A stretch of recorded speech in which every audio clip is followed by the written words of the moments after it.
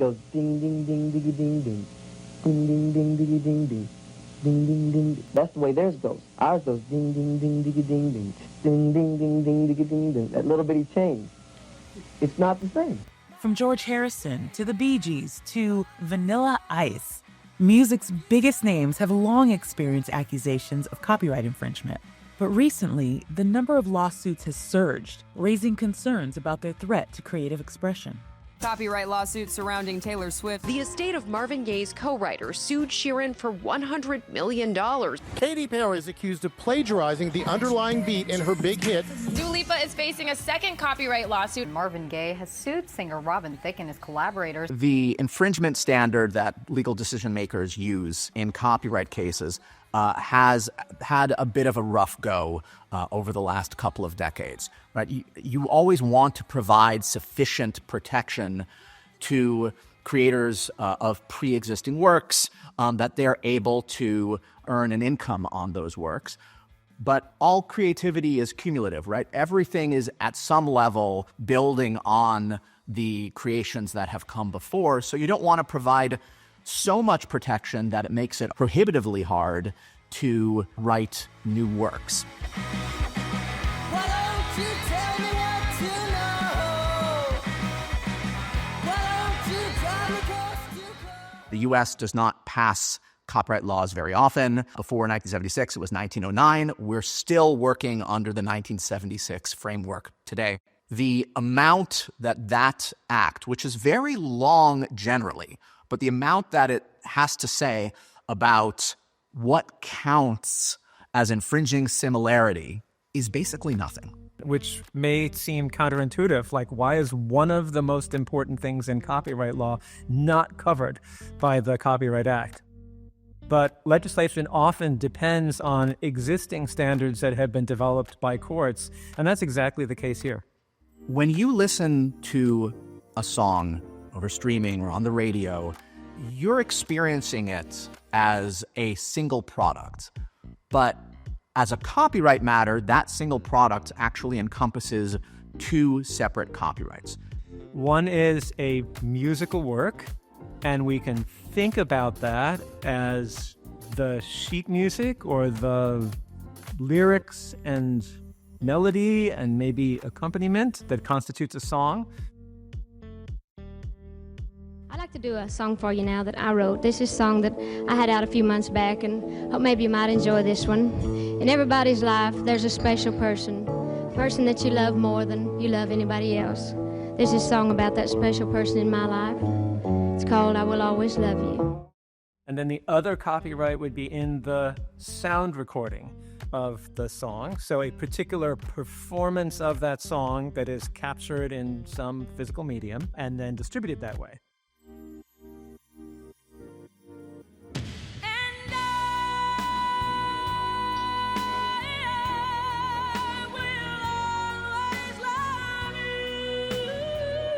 In litigation, the complaint, of course, has to point out which copyright they believe has been infringed, whether the musical work or the sound recording.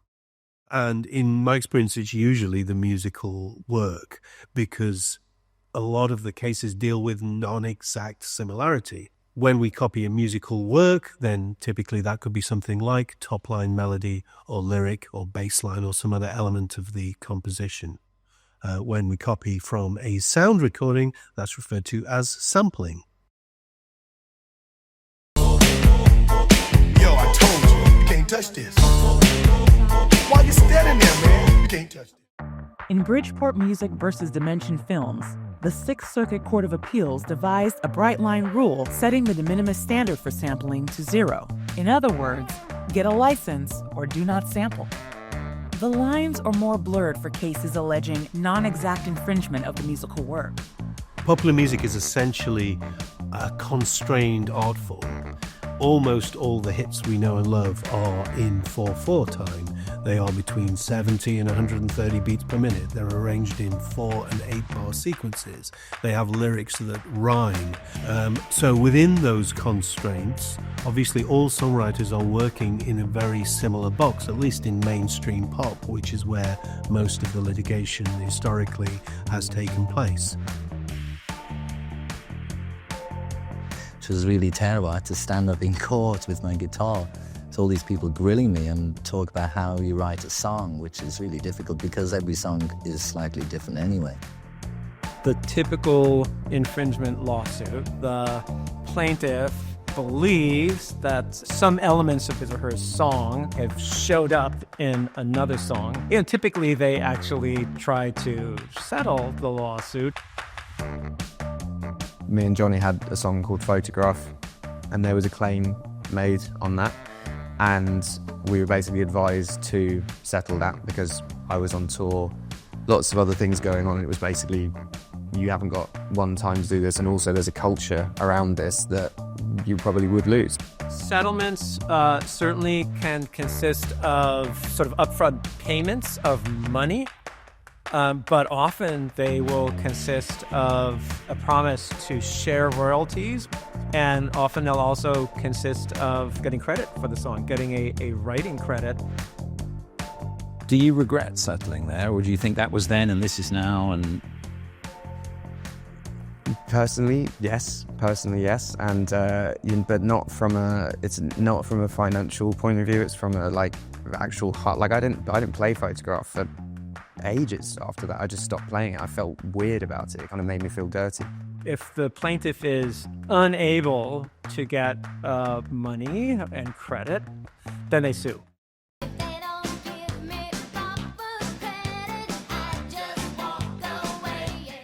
These cases are brought in federal courts. If they were to be adjudicated all the way to conclusion, they would typically end up in front of a jury. Before that, there would be a long discovery process, usually involving expert witnesses, forensic musicologists. A forensic musicologist is someone who dissects music, usually for the purpose of helping people to figure out whether one musical work has been copied from another. The musicologist needs to advise on the extent of similarity, but the extent of similarity is only a very basic comparison. What it doesn't give you is context. So I'm less interested in the question of how similar is song A to song B than the related question of how original was song A in the first place. Because of course, if song A's melody is not original in itself, it's not protected by copyright. Courts have recently said not just that having an expert is a good idea, they've said it's required. You will have an expert on one side and on the other making their arguments first to the judge before it reaches a jury. And if the judge doesn't think that it can be resolved as a matter of law, then those arguments play out in front of a jury. Having a jury involved substantially increases the cost of litigation. And that's why you see many cases settle after the judge denies a motion for summary judgment or some kind of dismissal motion early on. Because now all of a sudden the stakes have changed. Both parties understand that there's a long road ahead with a lot of expense before this dispute is settled. If a case escalates all the way to a jury trial, jurors are instructed to follow a judicially created test known as the lay listener test. Basically, all courts today are working with a version of a test that was originally developed by the Second Circuit Court of Appeals in a case called Arnstein versus Porter. The Porter in that case name is Cole Porter. You're the top. You're the Colosseum. You're the top. You're the Louvre Museum. That decision announced that infringement consists of two things. First, you need actual copying, meaning that the defendant did not independently create the song or derive it from some other third-party source that predates the plaintiff's work. If you did copy, then we go to the second step, which is the song that the defendant wrote substantially similar to the original work? And that question of substantial similarity is supposed to be assessed from the perspective of the lay listener, right? We're not asking, would an expert musicologist consider these two works to be substantially similar. We're not asking whether a fellow songwriter would consider these two works to be substantially similar. The viewpoint that the fact finder is supposed to channel is just an everyday person listening to the songs.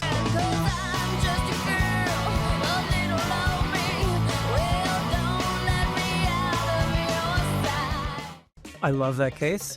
I love Jerome Frank, the judge who read it. What he says is that the protectable interest of the composer is in the financial returns of his or her composition. Those financial returns come from ordinary people who listen to popular music and who pay in one way or another to listen to it. Therefore, we should ask about that kind of person's response to whether two songs become too closely similar. Does the lay listener find the defendant's song to be a partial substitute for the plaintiff's song? Because if that listener does, then the defendant's song is undermining the plaintiff's song and the financial aspect of that plaintiff's song, and that's what we want to protect. So, jurors are ultimately expected to consider the songs as lay listeners. But the primary evidence of what these lay listeners think actually comes from expert witnesses, like the forensic musicologists. They testify as to what they believe a lay listener would think about the songs in question. Not only does the forensic musicologist need to explain the similarities and differences between the two works, but they also need to do a kind of a music theory 101 for beginners to help the jury to understand the terminology being used. Everyone can recognize perceived musical similarity, and everyone can have an opinion about that. But it does take some expert dissection to figure out whether the similarity is significant, or as the law would have it, substantial. Right, substantial by itself is only a single word, and it's not clear, using a rough measure, whether does substantial mean 25%? Because, well, that's not nothing, that's substantial. Or does substantial mean 80%? Because anything less than that, there's a lot that's still not similar between two works, right? It's not clear from that word alone, if we were to think about it in rough percentage terms, what it means, right? Some formulations by some judges which ask, if you weren't looking closely, would you think it is the same song? That suggests a very high standard, where substantial means close to being identical. Whereas other formulations sound like, well, if there's anything about the song that's more than trivially similar, that's enough. We should go ahead and find infringement.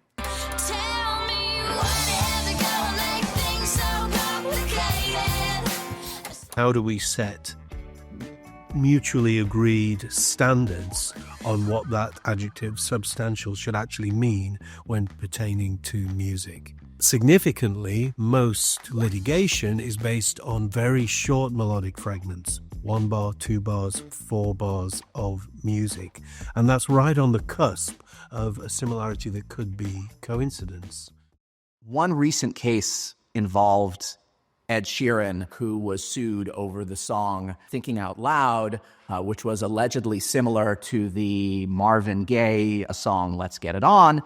Ed is accused by the family of Marvin Gaye's songwriting partner, Ed Townsend, of plagiarism. I want all artists' intellectual properties protected. And they did sound very similar to each other, but the basis of the claim was the chord progression and the rhythm with which those chords changed. If you were to just isolate those elements on their own, you would find they're very commonplace. So let's take a listen to the works back to back.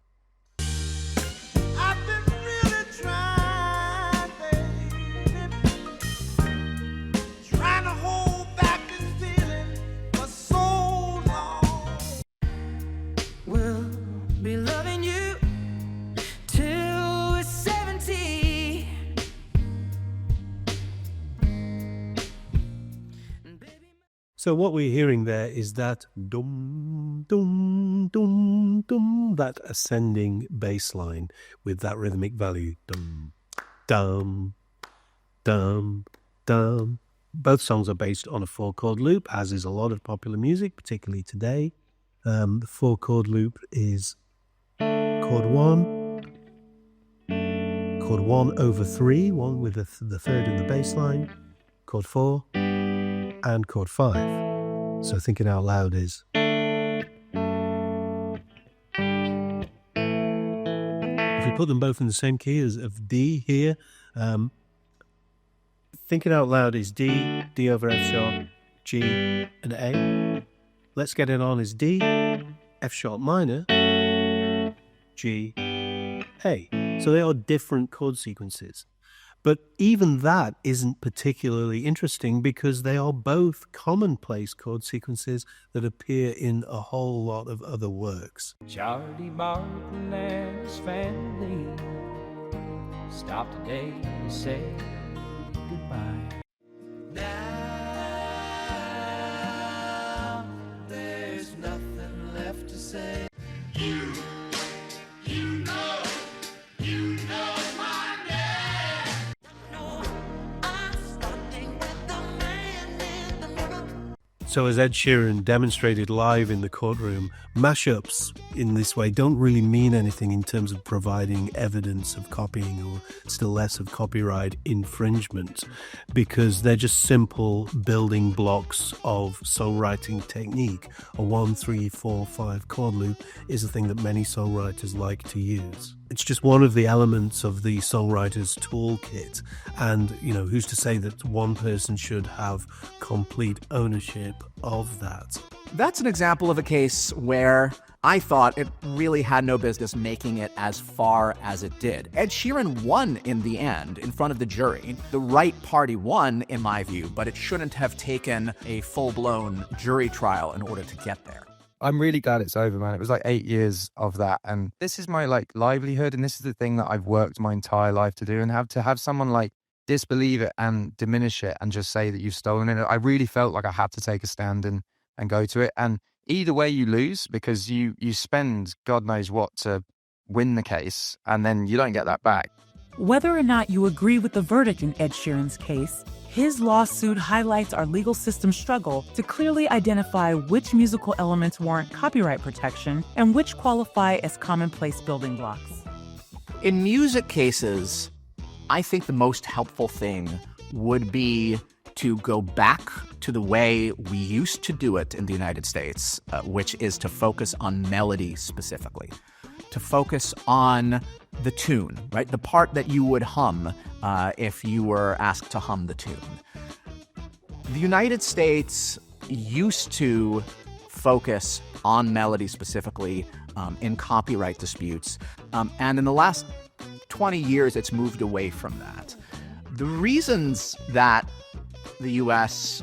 Courts focused on melody turn out to be bad reasons when you look at them. A lot of judges thought that melody was the only commercially important part of a song. Turns out that's not true for a lot of popular music. Melody, I think, is the right thing to focus on for a reason that courts did not give, which is that when you are confining the analysis just to a single element, the tune, rather than having it be this free-for-all where any part of a song is fair game for an infringement claim, it makes the analysis a lot more predictable and a lot more administrable. So I am a huge fan of Joe Fishman, and I'm not as big a fan of his position that the protection of music should be limited to protection of melody. Right? Think about a full graphic work in color.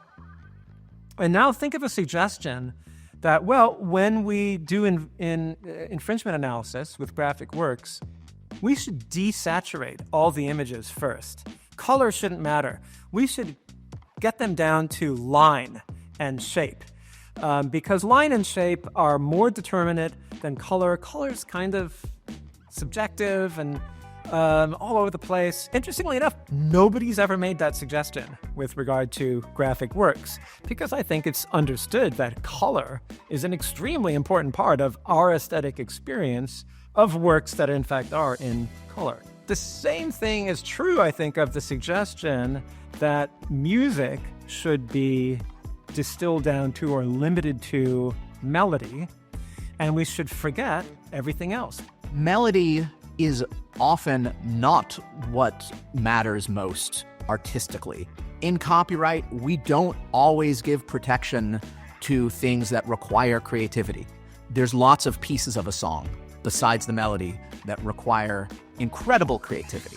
Notwithstanding that, I still think that melody is the right thing to focus on because it makes the whole project more predictable to everybody. Songwriters in particular can know what the rules of the road are without needing to bring in lawyers to advise as to whether a particular compositional move in a song is okay or is going to require a copyright license. It's simple.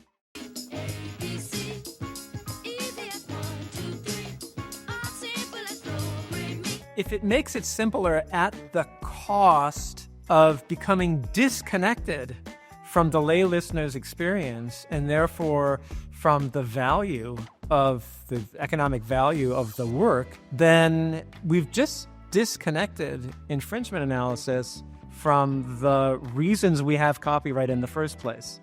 And that's a very odd thing to do. And I think ultimately a self-defeating thing. Professor Fishman and I have sort of opposing views on this, and I think I can see why.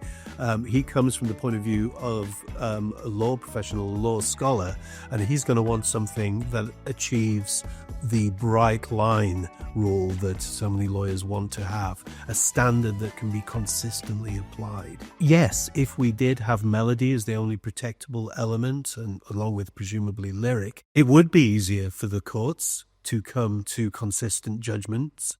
Melody is the easiest part of music to literally notate, but that really doesn't help you to answer the important question at the heart of any musical work copyright litigation case, which is, did composer B copy from composer A?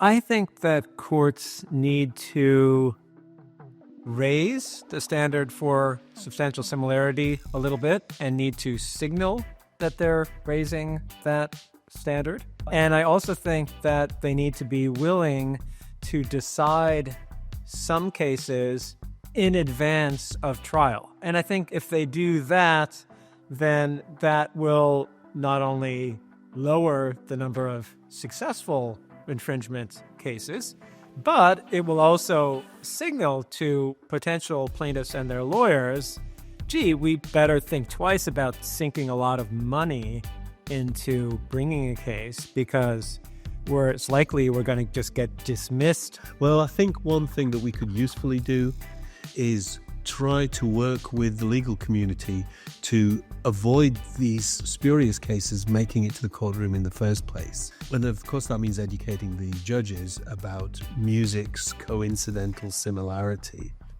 Coincidental fragmentary melodic similarity is way more common than most people think it is.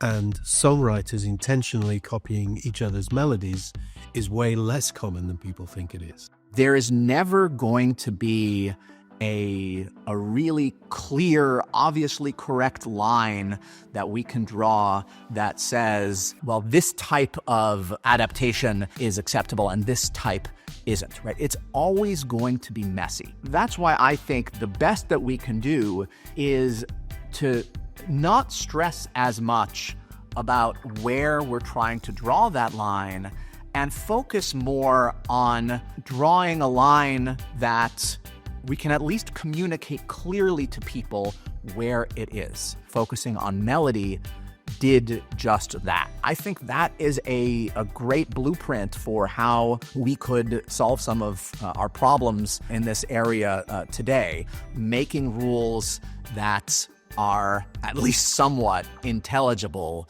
to not the lawyers, but to the people actually creating the art, the people creating the music.